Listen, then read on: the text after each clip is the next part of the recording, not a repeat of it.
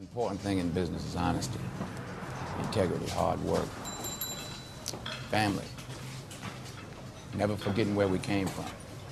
Thank you, Sean.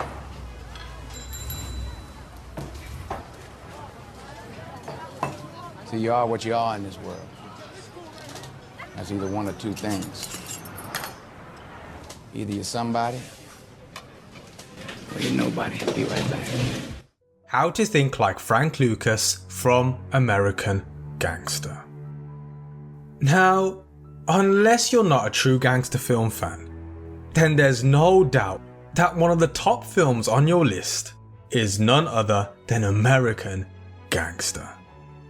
The film is loosely based upon Frank Lucas, a real-life drug dealer from the 1970s who was able to attain heights of power that was unheard of in his day. And in this video, what I'm going to be covering are two main principles that Frank uses in the film so you can implement into your life, in your business, and in yourself to become a much more stronger person of power. So make sure you stick around to the end, because by the time you finish watching, Frank Lucas won't be the only one walking around in a $50,000 chinchilla coat.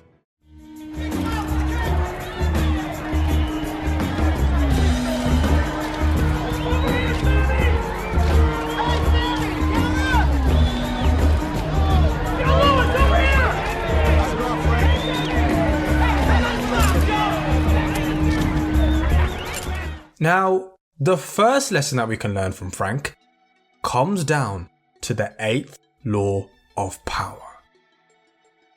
Make other people come to you. When you force the other person to act, you are the one in control. It is always better to make your opponent come to you, abandoning his own plans in the process. Lure him with fabulous gains, and then attack. That way, you are the one that holds the cards.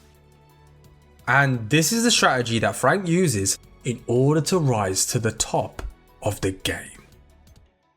Now, Frank was known as being Bumpy Johnson's driver, who was known as being Harlem's biggest gangster at the time. And an advantage of Frank being Bumpy's driver was that he was able to command respect just off the back of Bumpy's name. However, this all changes as soon as Bumpy dies. The whole of Harlem erupts into a power struggle for the top spot. And it appears that the respect people had for Frank died alongside Bumpy. Oh.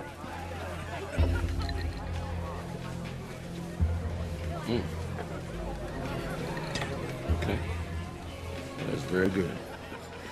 Hey, Frank. Go get me a light while you're at it. Appreciate it. Now, Frank wasn't stupid. He knew that this was going to be inevitable. But the thing that he understood about the game of power was that in order to claim the top spot, he couldn't be the one going to people. He had to get people to come to him. That was his key strategy, because that way, when people came to him, he would be the one that would hold the cards. He would be the one that would be able to negotiate on his terms and not on his opponent's. And the way he did this was by creating Blue Magic, a product that was twice as powerful than the competition, at a price that was much lower than the competition. By being the only one that was willing to go to extreme lengths and risk to get the product, Frank was then able to create a monopoly and control the whole drug market. Because of the such crazy demand of the high quality and low price of Blue Magic, it forced all the other dealers in town to take one of two options. One would be to take a huge loss in profits and lose their customers to Blue Magic. Or two would be to get on board with Frank and start selling Blue Magic themselves. This is how Frank was able to rise to the top of the game. A clear example of this is when mob boss Dominic Catano invites Frank and his wife over for lunch. For appearance's sake, it appears that Frank is going to Dominic to discuss business. But in actual fact, Dominic was the one that was going to Frank to do business. What you think of monopolies? You mean like the game? Or? Nah, I just think monopolies are made illegal in the country, Frank, because nobody wants to compete, you know? Nobody wants to compete, not with a monopoly. I mean, you let the dairy farmers do that, right? Half of them be out of business tomorrow. Right? He's trying to make a living. He first tries to convince Frank to increase the price of blue magic in order to try and make the drug market more fair for everyone else. But when Frank shoots that idea down very quickly, Dominic decides to offer a proposition where he purchases blue magic on a wholesale basis and in exchange provides Frank with distribution links across the whole country. If you took some of your inventory, Frank, and you sold it wholesale,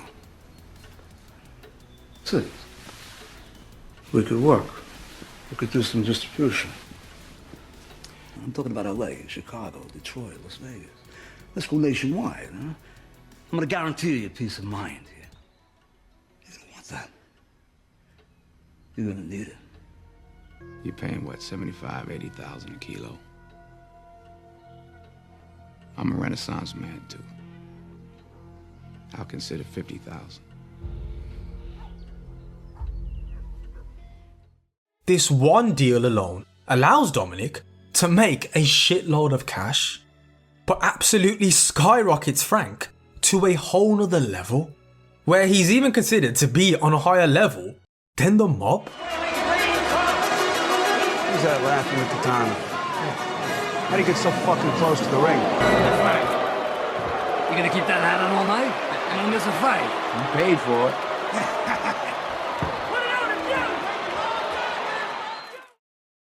The thing about power is that there is a common misconception that the biggest and loudest person is the one that is in control.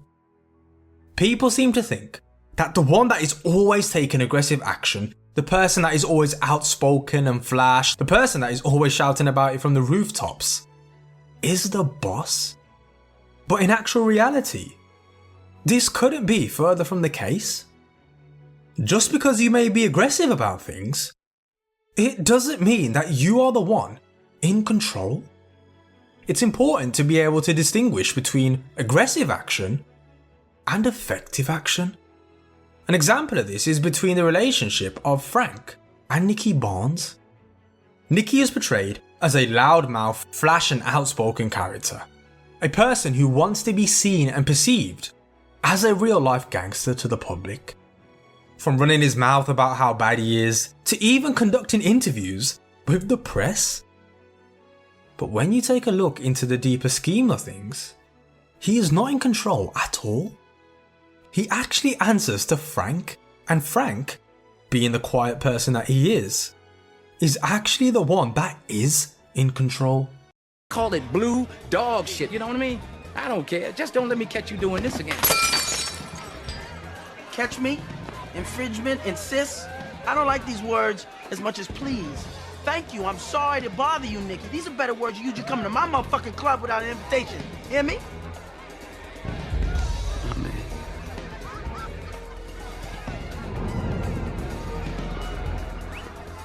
And the way Frank was able to do this is by concentrating on effective action, which more often than not is about staying back, keeping calm, and letting others fall into the traps that you set for them.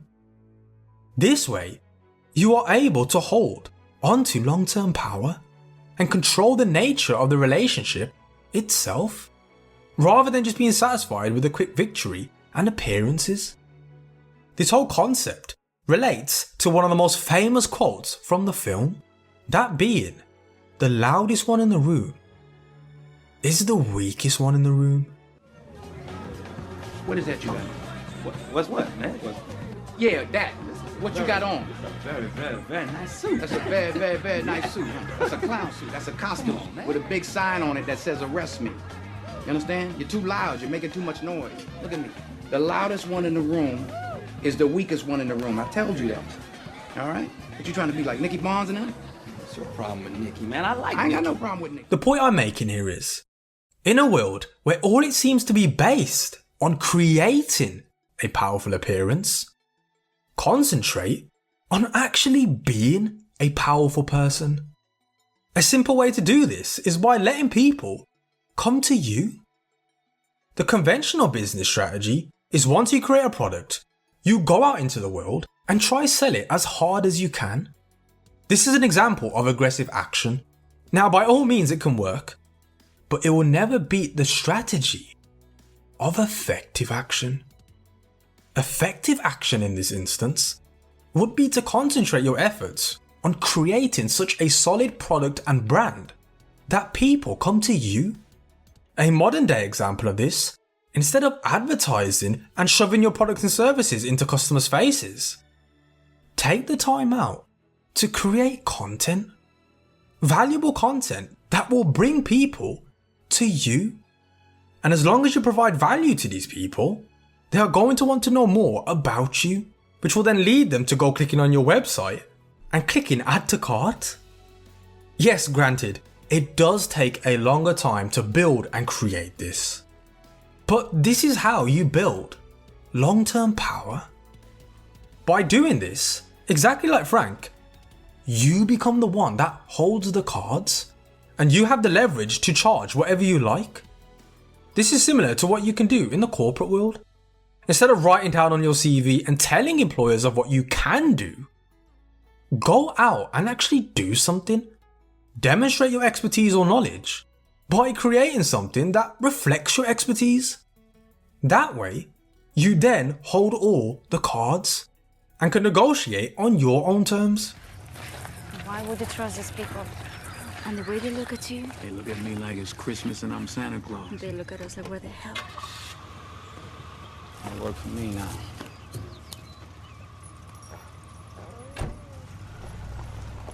Now, don't get it twisted.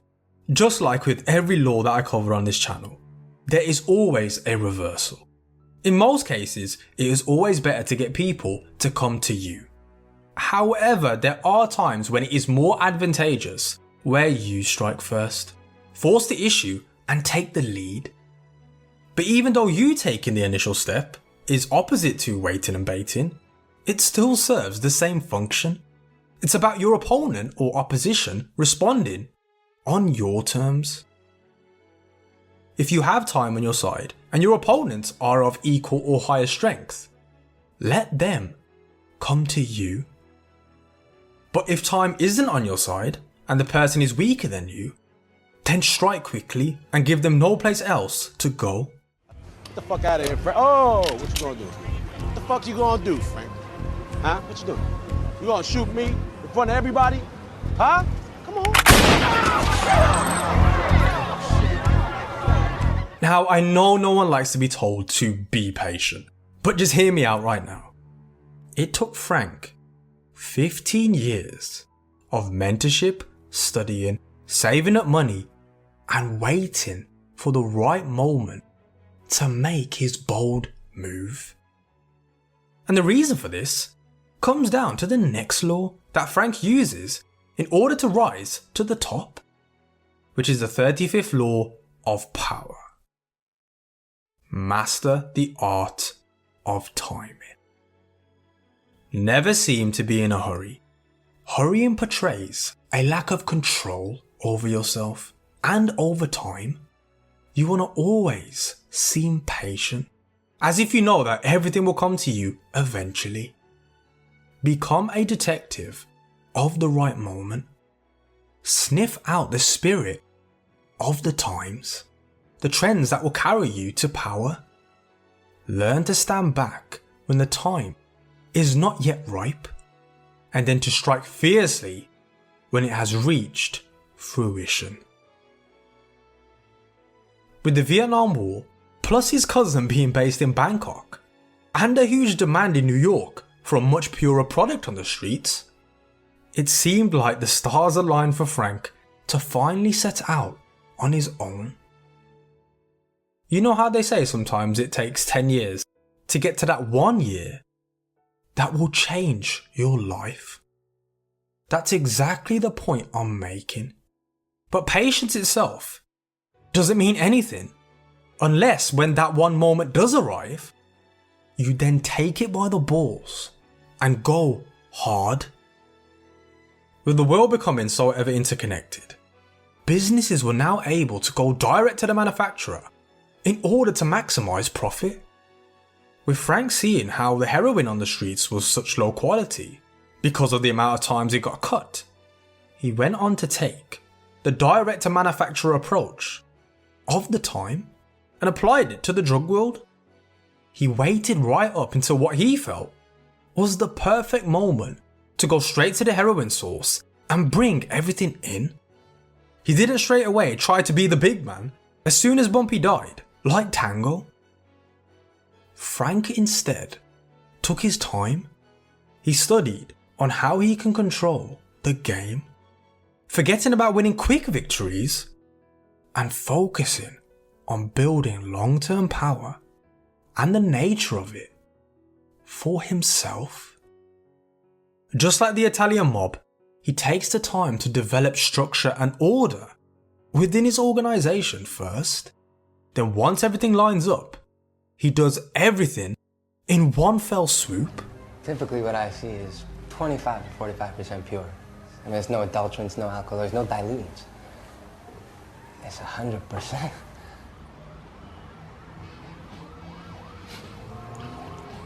May I?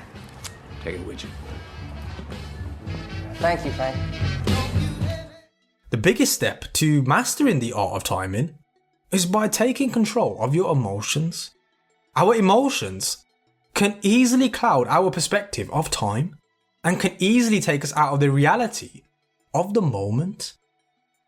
This ability is what allowed Frank to spot and take advantage of a huge gap in the market as he worked with the times as they are and not how he wanted them to be, as he was able to take his emotions out of the situation and be able to logically and rationally see when the time is right for him, when the time is right for him to make that move.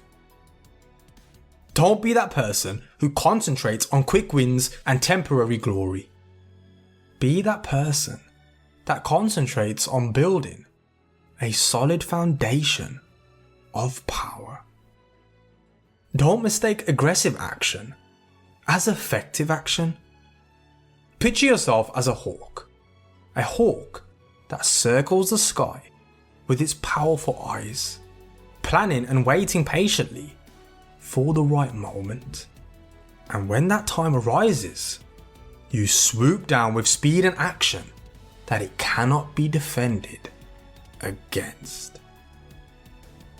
And that's how to think like Frank Lucas from American Gangster. By using bait to let people come to you, and by mastering the art of timing. And that is what is going to allow you to exert way more power and strength in your life and in the world of business.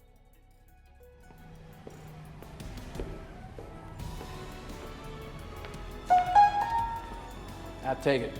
No contingencies, no loan, no nothing. Cash. Fabulous.